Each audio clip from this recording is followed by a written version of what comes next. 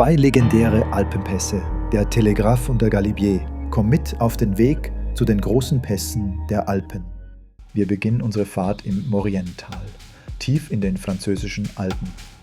Dieses lange Tal zieht sich von Albertville bis hin zur italienischen Grenze. Es ist eingerahmt von bewaldeten Berghängen und durchzogen von der Arc. Vor uns liegt eine echte Herausforderung: 2 Alpenpässe.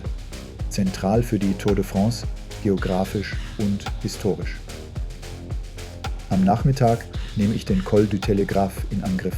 Der Pass verdankt seinen Namen einem optischen Telegraphenturm.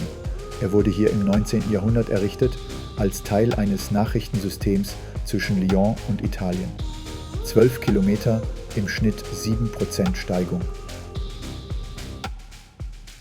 Der Pass verbindet das Maurienne-Tal mit dem Hochtal von Valloire. Ein klassischer Alpenanstieg. Gleichmäßig, fordernd, aber gut fahrbar. Bis ein lauter Motorradpulk oder ein Wohnmobil einen daran erinnert, diese Straße gehört nicht nur uns Radfahrern. 1998 griff Marco Pantani genau hier an. Schon am Telegraph ließ er seine Rivalen zurück. Es war der Auftakt zu einem legendären Ritt über den Galibier. Valloire markiert das Ende des ersten Teils des Anstiegs. Ein Ferienort. Etappenort auf dem Weg zum Galibier. Ich rolle hinein, trinke, esse, schlafe.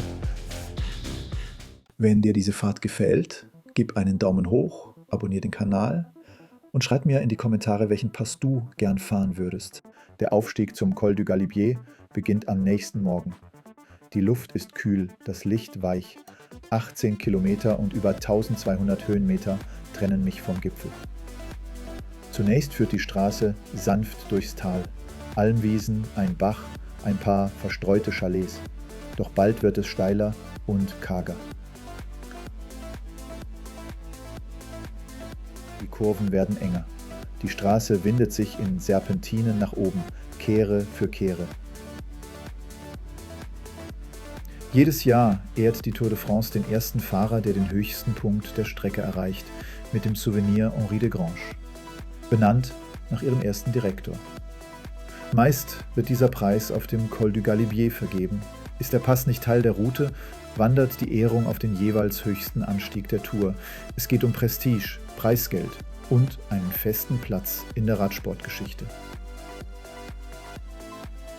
Der Galibier ist auch für sein Wetter berüchtigt. 1996 wurde eine Etappe wegen Schneefalls abgebrochen, im Juli.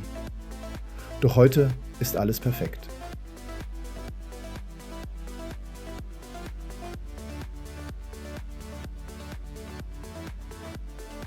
Kurz vor dem Ende teilt sich die Route. Autos fahren in den Tunnel, Radfahrer müssen weiter, oben drüber.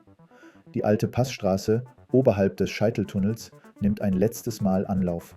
Schmal, steil.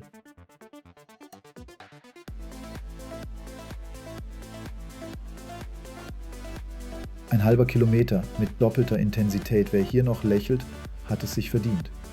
Auf 2642 Metern liegt der Gipfel. Ein Moment, den man nicht vergisst.